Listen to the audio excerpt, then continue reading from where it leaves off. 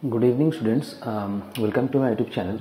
Today we will be discussing a new topic, a new chapter, that is tissue. Clear? We will be discussing today a new chapter, that is tissues.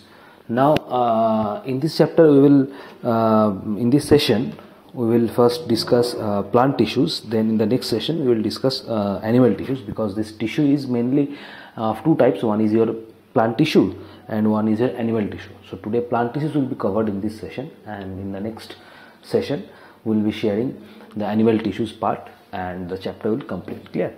So at first, what are tissues? What are tissues? Now tissues are actually the group of cells.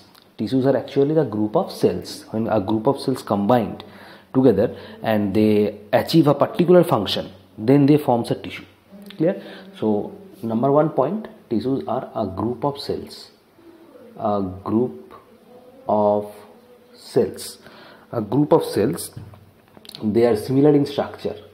They are similar in structure. A group of cells similar in structure, which work together. To achieve a particular function.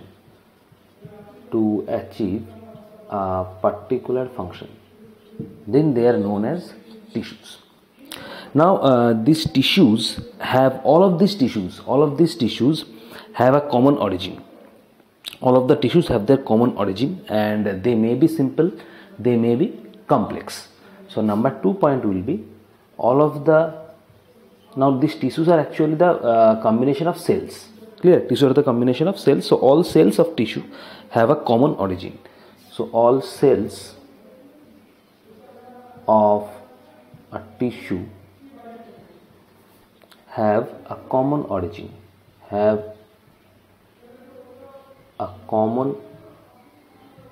And moreover, they can be simple, they can be complex. So tissues can be simple and can be complex. Examples are like you say blood. This is an example of a tissue. Or you can say muscles. This can be a tissue. Clear? So this is all about a basic idea about tissues. Clear? So in this chapter we will study various types of tissues found in plants and animals, along with their function. Clear? So at first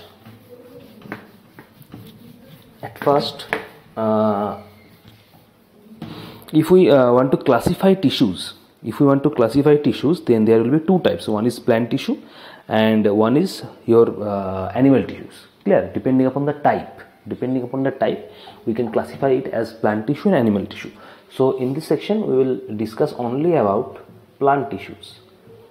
Now these plant tissues are further subdivided. On the basis of dividing capacity. So if we divide this plant tissue on dividing capacity, or you can say on the basis of dividing capacity, then there are two types. Plant tissues are two types. One is your meristematic tissues, and the second one will be permanent tissues. One will be meristematic tissues, and the second one will be permanent tissues. Mainly two types. Now meristematic tissues are further subdivided into three types. These meristematic tissues are further subdivided into three types. Number one is apical. Number two will be intercalary, and number three will be lateral. I will be discussing each of these one by one. So meristematic tissues will now can be classified into three types: apical, intercalary, and lateral. And these permanent tissues also can be classified into two types. One is simple,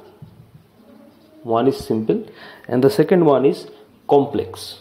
or compound, complex or compound, complex or compound. Now these simple tissues are also subdivided into three types. Number one is parenchyma. Number one is parenchyma. Number two is collenchyma. And number three is sclerenchyma. Sclerenchyma. Now coming about these complex or compound tissues, these are classified into two types. These are classified into two types. One is xylem and another one is phloem. Clear? So this is the classification. This is the classification of plant tissues on the basis of dividing capacity. They are classified first at two types, meristematic tissues and permanent tissues. Then meristematic tissues are further subdivided into three types, apical, intercalary and lateral. Permanent tissues are subdivided into two types, simple and complex or compound. Simple tissues are further subdivided into three types, parenchyma, collenchyma and sclerenchyma. And complex or compound tissues also subdivided into two types, that is xylem and phloem. Clear? Next. Now we will be discussing each of these one by one. Their characteristics, their features, and where these tissues are found, all of this. So at first, coming about meristematic tissues. Number one is meristematic tissues. Number one, meristematic tissues. Now, meristematic tissues, actually, these tissues, this is a tissue. So very easy, very clearly, it is formed of group of cells, because tissues are formed when cells combine together. Clear? This is a combination of cells. So this meristematic tissue, where the cells always keep dividing themselves. The tissues in which the cells always keep dividing themselves, giving rise to new cells, are called meristematic tissues. So meristematic tissue means here cells are always involving to keep dividing themselves and give rise to a new cell. That means they are continuously dividing themselves. So this tissue is known as meristematic tissues. Clear? So number one point, the tissues in which cells always keep dividing, giving rise to new cells, they are called meristematic tissues. Number two point, these tissues are mainly responsible for the growth of plants. So number 2 point will be, these tissues are responsible for the growth of plants. These tissues are responsible for the growth of plants. Actually, plants grows only in those regions where these meristematic tissues are present. Plants grows only those regions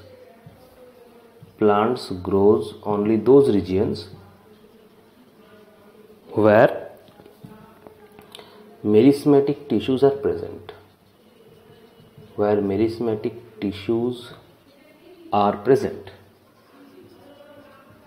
For example, suppose you can say the root part, the shoot tip part. In that part, these meristematic tissues are present. For example, the root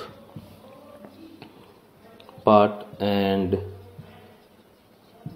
shoot tip. In this section, these meristematic tissues are present, and this is also called growth tissue. This meristematic tissue is actually also named as growth tissue.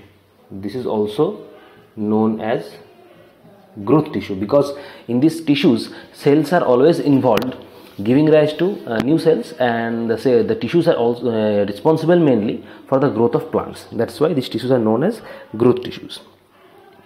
Clear? Okay, so this is all about meristematic tissue. Now meristematic tissues are further subdivided into three types. One is your apical meristem or apical meristematic tissue, intercalary number 2, and number 3, that is lateral meristem. So just write it down. Now, number one, if meristematic tissues are further subdivided, then the first tissue that will come, number one, that is apical.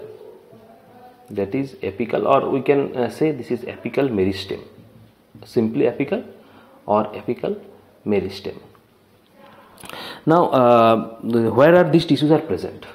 Now, these are meristematic tissues. So, these tissues are responsible for the growth of plants, because that was the basic function of meristematic tissue.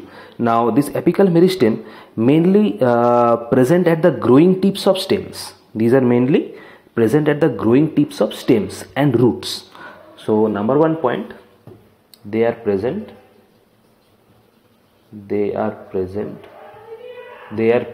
at growing tips of stems and roots. The location of apical meristem is the growing tips of stems and roots. Number two, what is its function? Apical meristem, this function is they are helpful in increasing the length of the stem and also the length of the root. Clear? They are mainly helpful in increasing the length of the stem and also the length of the root. So they are responsible in increasing the length of stems and roots. They are responsible in increasing the length of stems and roots. So this is apical meristem. We will just study the location where it is found and what is its function. That's all. Clear? Number two, apical meristem. Next meristematic tissue, that is intercalary meristem. Intercalary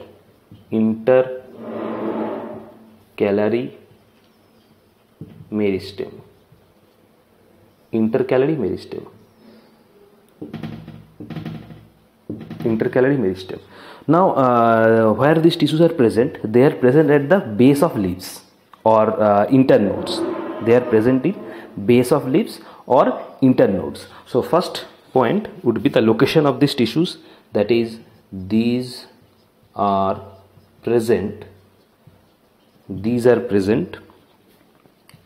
at the base. These are present at the base of the leaves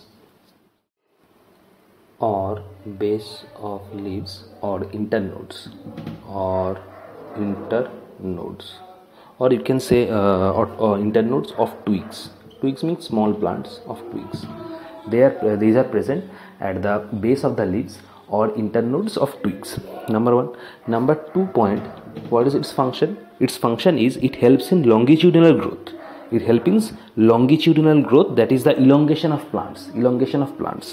So it helps in longitudinal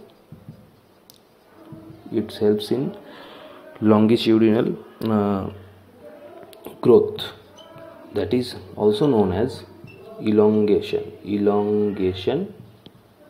of plants. So this is all about intercalary meristem, longitudinal growth of plants, or it is also known as meristem. So 2 points about intercalary meristem, its location and its function. Number 3, that is lateral meristem. Number 3, that is lateral, the third one, the lateral meristem. It is also sometimes known as cambium. This is lateral meristem. So first point, its location. Now they are present on the, as the name says lateral, so they are found on the lateral side of stems and roots. So these tissues, they are found at lateral sides of stems and roots. So they are found at lateral sides of stems and roots. Number 2, Number 2 will be it will help the increasing the length of stem and root. It will be helping the increasing the length of stem and root like apical meristem. The function of apical meristem also the same. Clear? So it will help, or we can write it helps. It helps in increasing the length of stem and root. Stem and root. Clear? So this is all about meristematic tissue. Number 1 apical meristem, number 2 intercalary meristem, and number 3 lateral meristem, or sometimes it is also known as cambium. Clear? So this is all about meristematic tissues. Meristematic tissues complete. We have to study what is meristematic tissue, its function, their classification, and the location of each of them and function. That's all. Next, after meristematic tissue, number 2 will be, the second type will be permanent tissue. The second type will be your permanent tissues. Permanent tissue. Now, clearly you can see by the name, these tissues are permanent.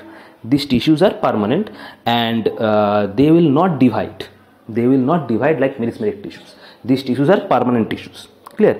And these tissues is formed from the cell of meristematic tissues. These tissues are formed from the cell of meristematic tissues when they lose their ability to divide. Clear? That means when meristematic tissues are losing their ability to divide, then they are said to be permanent tissues. That means permanent tissues have their origin, that is meristematic tissues. Clear? Meristematic tissues, when they lose their ability to divide and have attained a permanent shape, then those tissues are termed as permanent tissues. That means permanent tissue originates from meristematic tissues. Clear? So number 1 point about permanent tissue. Number 1 point about permanent tissue would be the tissue. We can say this tissue is formed. This tissue is formed from cells, or you can say from the cells of meristematic tissue,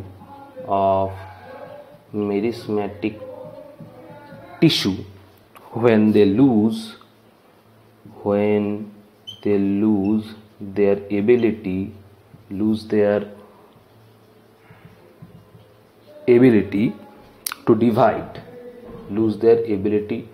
to divide, and have attained a permanent shape,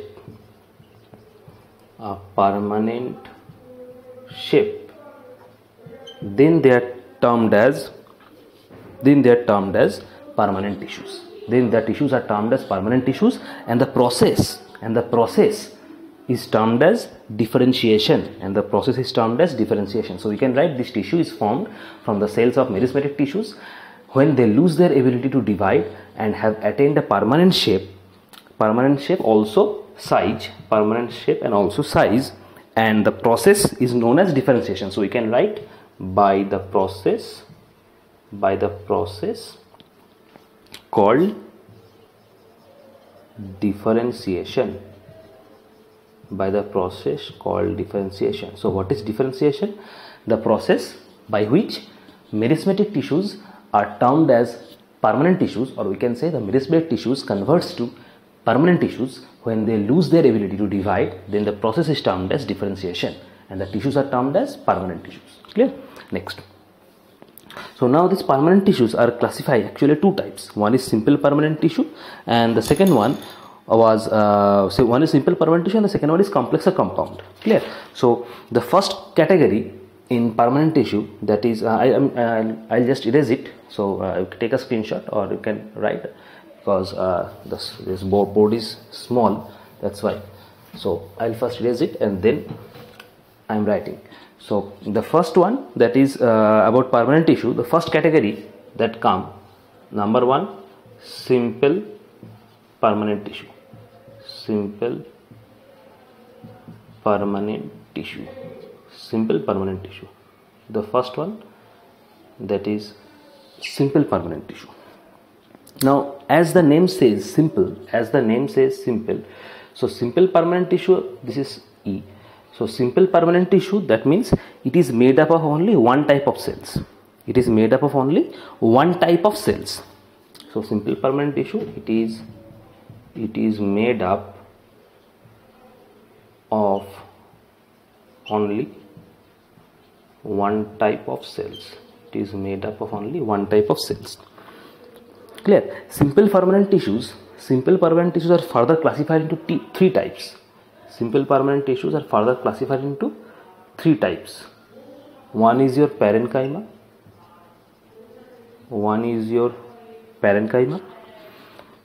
Number two will be your collenchyma. Number one is your parenchyma.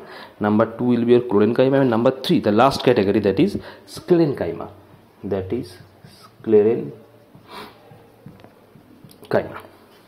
Clear? So talking about parenchyma first. Now this parenchyma is actually a few layer of cells. This parenchyma tissue is actually a few layer of cells from the basic packing tissue. These are actually the few layer of cells from the basic packing tissue. So first point will be a few layers of cells. A few layers of cells form the basic packing tissue. The next point will be the location of this parenchyma tissue. They are present in the cortex of stems, or the pitch of stems, and root of the mesophyll leaves. These are their locations. Number one, pitch of the stems, cortex and pitch of the stems. Number two will be roots in the mesophyll of leaves. These are their location. So they are present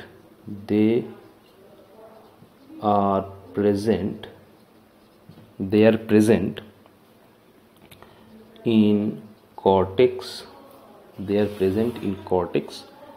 And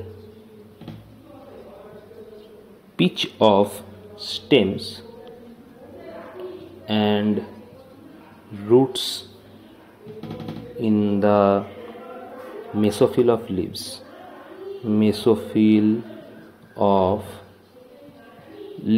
So this is about parenchyma tissues. Clear? Now what is its function? This is all about parenchyma tissues. Now we'll study its function. So I'm going to erase this.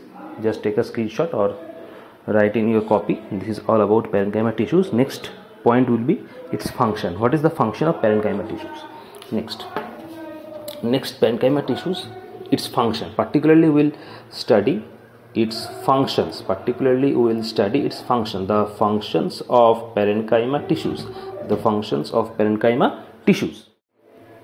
Number one function is it serves as a food storage tissue. This parenchyma tissue actually serves as a food storage tissue. So number one, it serves as a food storage tissue. Number two function, this provides support to plants. This tissue provides support to plants. This tissue provides support.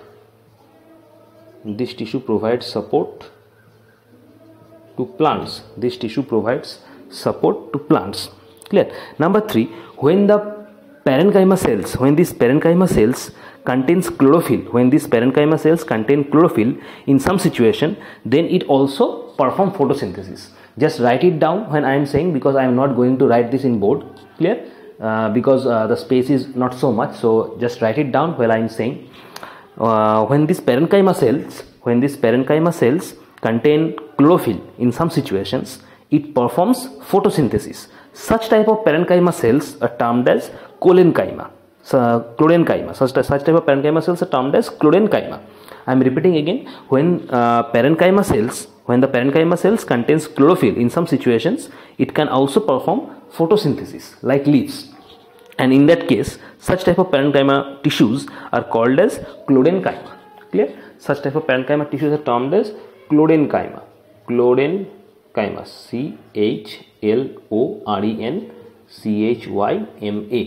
CHLORENCHYMA, clorenchyma. Clear? Next. So third function about parenchyma cells. Now parenchyma, as these tissues are food storage tissue, and the tissue also provides support to plants. Now these parenchyma tissues of stems and roots also, they can store nutrients and water. So number 3 function, parenchyma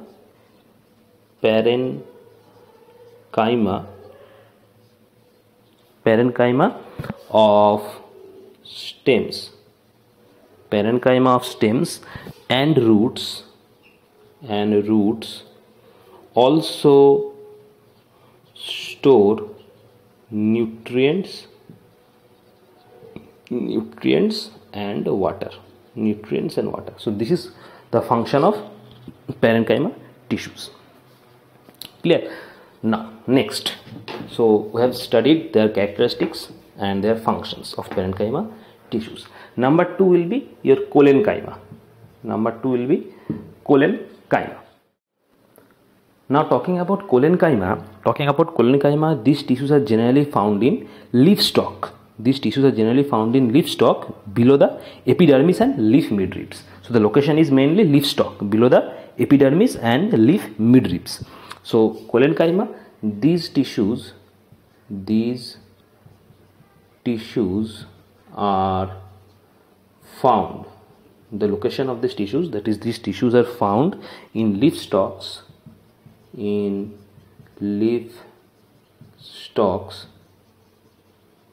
below the epidermis and leaf midribs.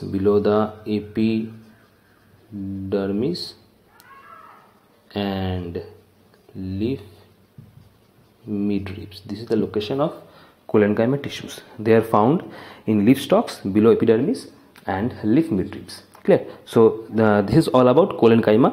Next, second point of collenchyma tissues is that they have very irregularly thickened. They are very irregularly thickened in the corner. They are living cell, and they are very irregularly thickened at the corners, and also they are elongated. These cells are also elongated. So collenchyma tissue, second point will be, these cells are living in this tissue.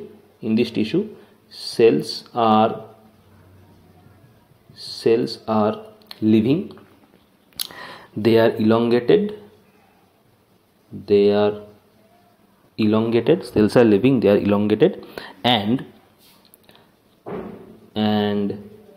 irregularly thickened at the corners.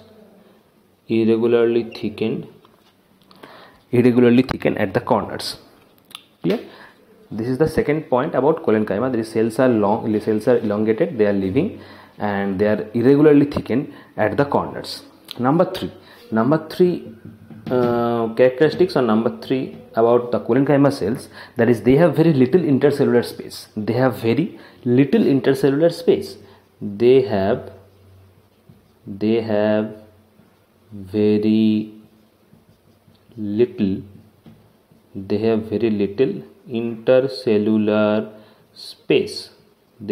little intercellular space. Now what is this intercellular space?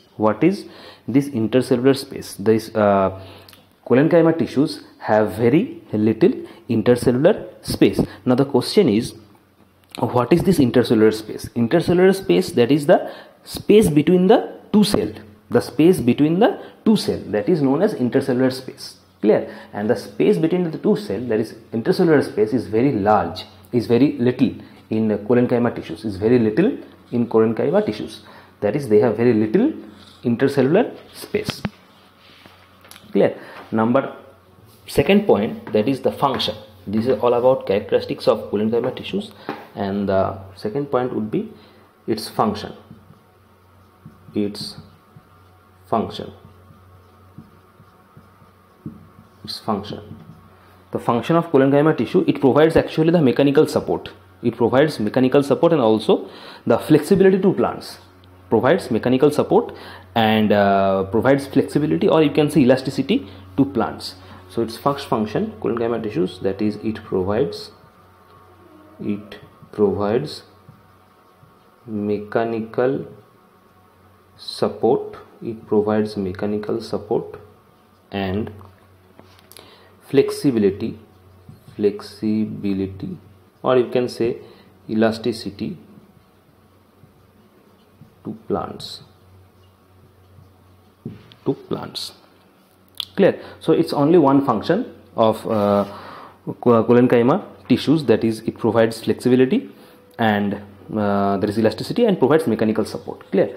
So parenchyma tissues complete. Next, the third category, that is sclerenchyma. Third category, that is the sclerenchyma. Now first one, what is its location? The location of sclerenchyma tissues.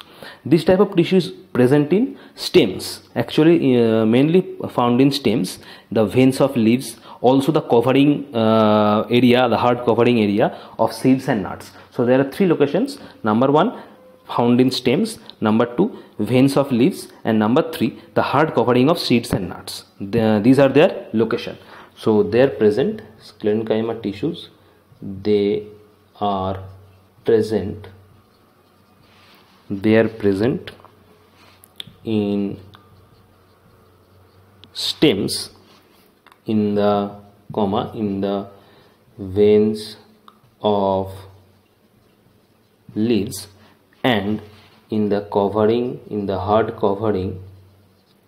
in the hard covering of seeds and nuts. So they are present in stems, in the veins of leaves, and in the hard covering of seeds and nuts. Clear? This is the location of sclerenchyma tissues. Number two,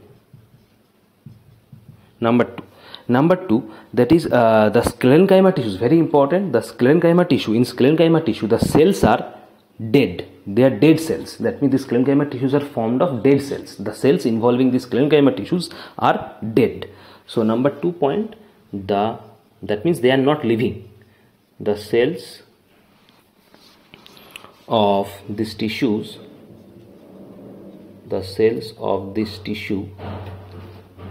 are dead. The cells of this tissue are dead. Clear? Number 3,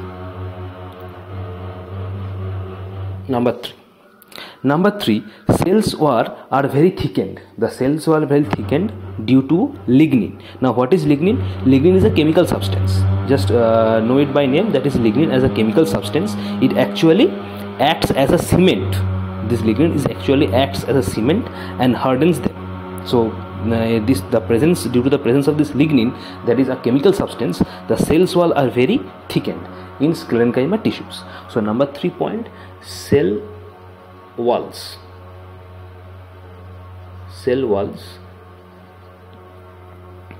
are thickened.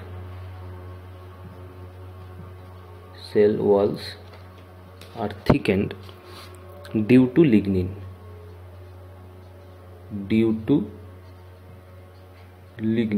Cells wall are thickened due to lignin, which acts as cement, which acts as cement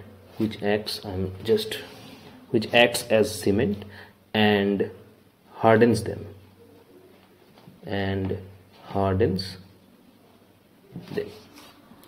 So cell walls are thickened due to lignin, which acts as cement and hardens them. So this is sclerenchyma tissues. Next we will study the function. That lignin was actually the chemical substance. Clear? So the next we will study the function of sclerenchyma tissues.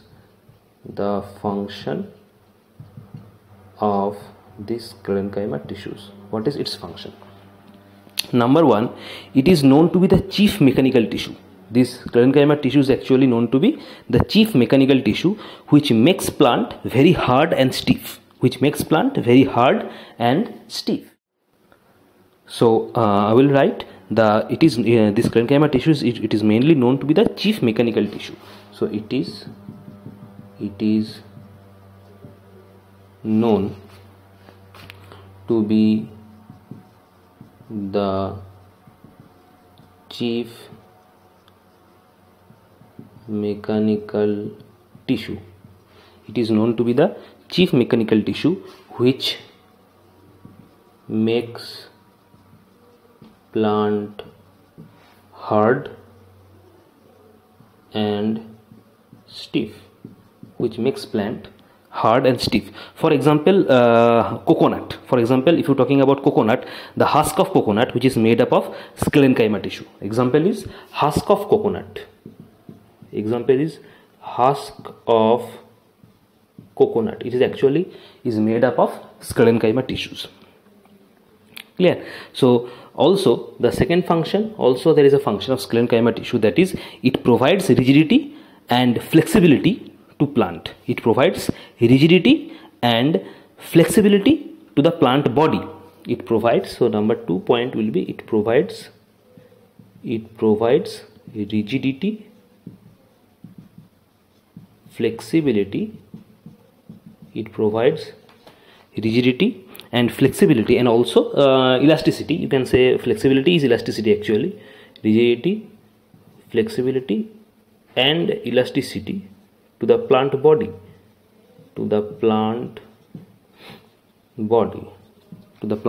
So this is your sclerenchyma tissues, their characteristics and their function. Clear? So simple permanent tissue is complete. This is actually classified as into 3 types: parenchyma tissues, collenchyma tissues and sclerenchyma tissues. So simple permanent tissue is complete. Next tissue from permanent tissue, number 1, that is simple permanent tissue, that is complete. Number 2 category is complex permanent tissue. That is complex permanent tissue. Complex permanent tissue. So as the name suggests, there is complex, so it is made up of more than one type of cell. Having a common origin. So complex permanent tissue, it is made up of more than one type of cells. One type of cells having a common origin.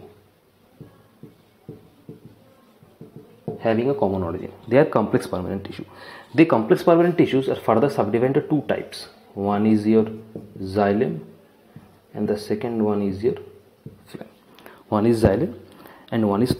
These tissues are also known as conducting tissues. Both of these tissues are known as conducting tissues. The xylem and phloem, both of these tissues are known as conducting tissues, and also they are known as vascular bundle. So xylem and phloem combinedly, both of them combinedly known as conducting tissues, and also they are known as vascular bundle. Clear? Next, so I'll discuss first xylem and then we'll go to phloem. So first one, that is xylem.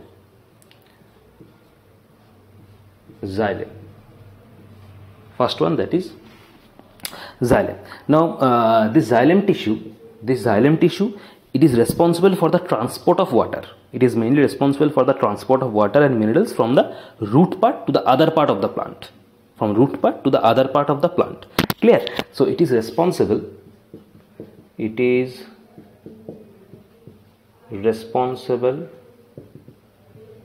for the transport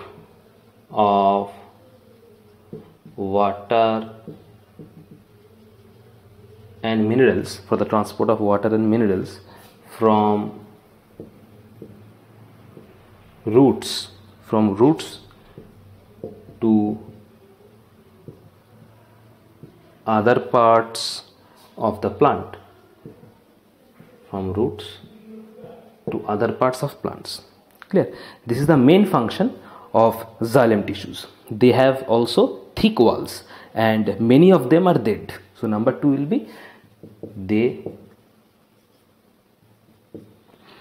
they also have thick walls. They also have thick walls and many of them are dead. And many of them are dead. So this is the information you should know about xylem. Now these xylem tissues are further subdivided into 4 types. These xylem tissues are further subdivided into 4 types. All total 4 types. Xylem tissues are also further subdivided into 4 types. Number 1, that is tracheids. Number 1, that is tracheids. This is the number 1 category from xylem, that is tracheids. Next category, that is number 2, will be vessels.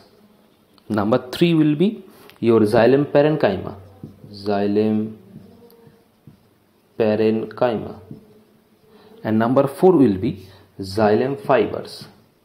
Xylem fibers. Now we will discuss each of them one by one. Now tracheids. Coming about tracheids, they are actually dead. They are actually dead cell. They are dead cell. They are long and tubular structure. They are dead cell. They are long and they are tubular structure.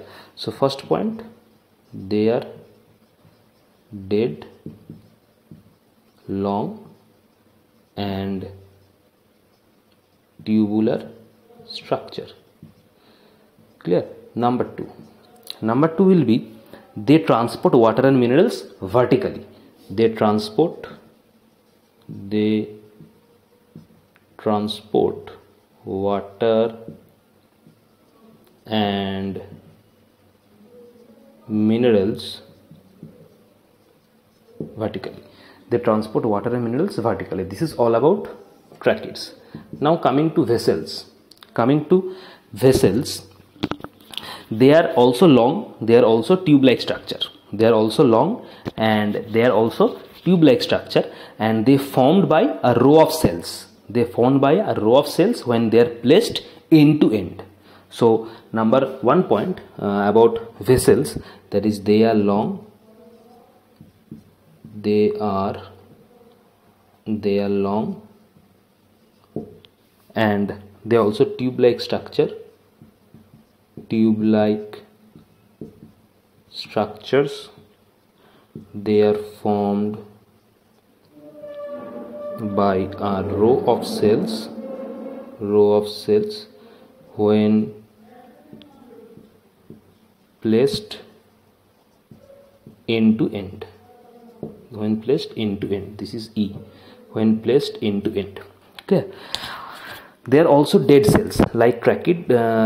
Xylem, I have said that in xylem they are formed they have thick walls. In xylem they have thick walls and many of them are dead. So in this case the vessels, they are formed of dead cells with lignified walls. So these are dead cells. These are dead cells like tracheids. Tracheids are also, they are dead cells. So they are dead cells with lignified walls. That means lignin are present with lignified walls. That means lignin are present. That is a chemical substance. Lignin is a chemical substance. And number 3, this is in vessel. Clear? This is not in xylem parenchyma because the space is not so much. That's why. So this number 3 point would be in vessels, not in xylem parenchyma. Clear? So number 3, they also help in conduction of water. Vessels also help in conduction of water. They also help in conduction of water. They also help in conduction of water. Clear? So these 3 information you should know about vessels. So vessels are complete. Third category, that is xylem parenchyma. Talking about xylem parenchyma. So they are only the living cells. These xylem parenchyma only the living cells of xylem. That means tracheids was they are the dead cells, vessels they are also dead cells, and xylem parenchyma would be living cells. They are the only living cells in xylem. Clear? They have thin cell walls. The cell walls will be thin here. So first point will be they are only living cells of xylem. They are only living cells of xylem with thin cell walls. Next, its function is, what is its function? Xylem parenchyma, its function is to store food. They store food and helps in the sideway conduction of water. So it stores food. It stores food and helps in the sideways conduction of water. It stores food and helps in the sideways conduction of water. So this is about xylem parenchyma. Next, last, xylem fiber. Now this xylem fiber also dead cells. Xylem fibers are also dead cells and they are elongated also. So they are elongated. They are elongated dead cells.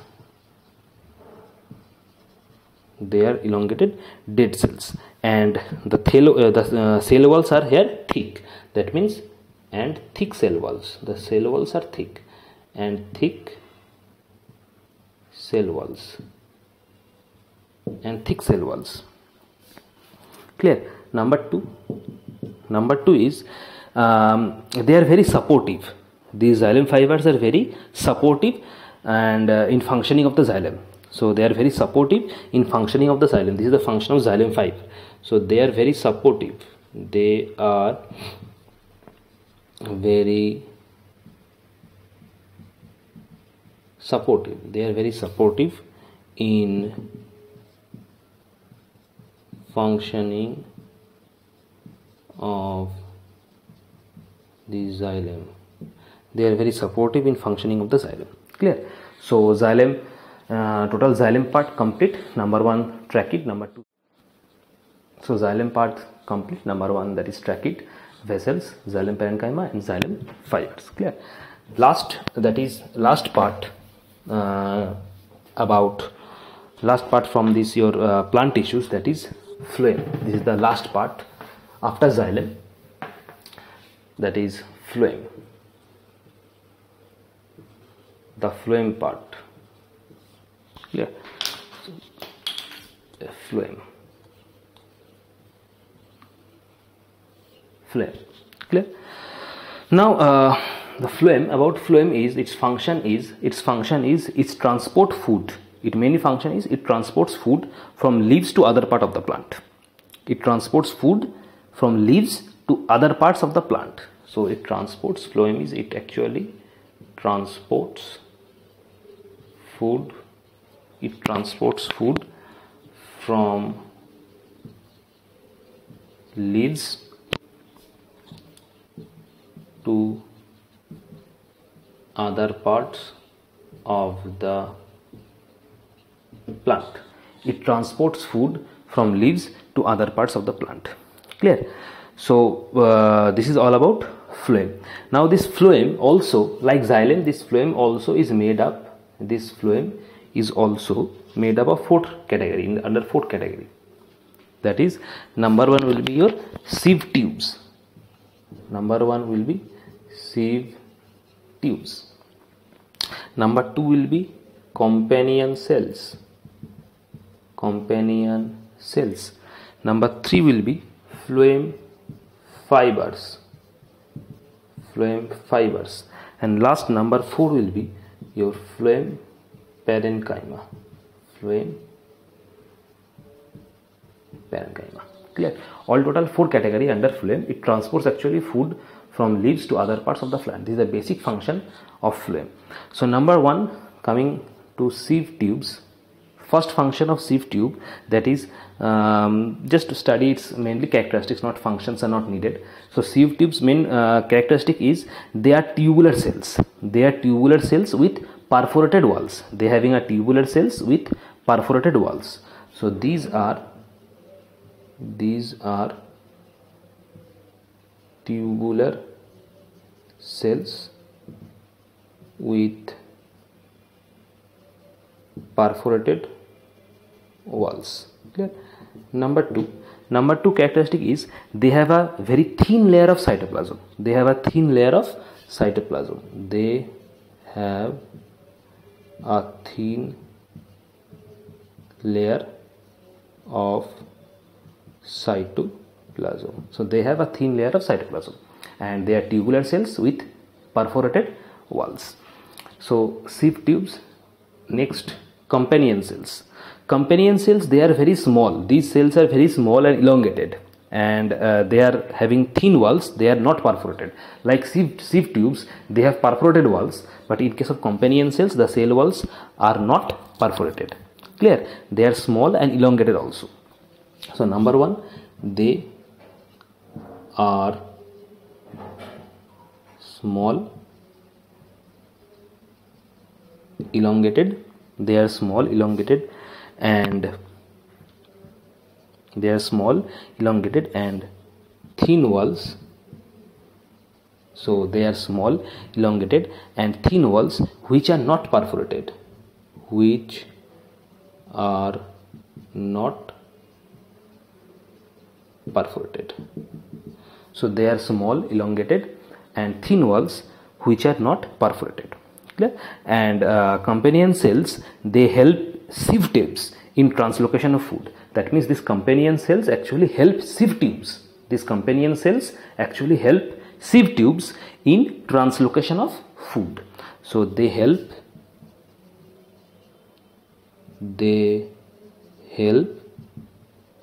sieve tubes in translocation of food.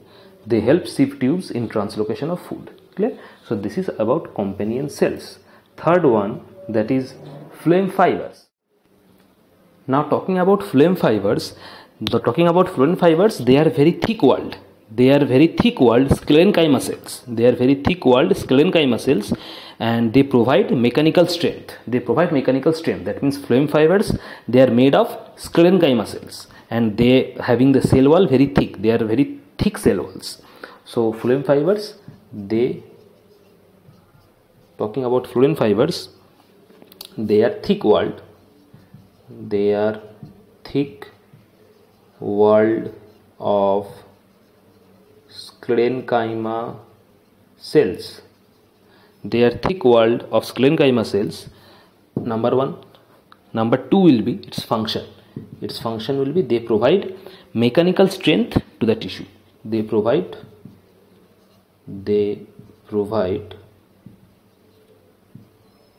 mechanical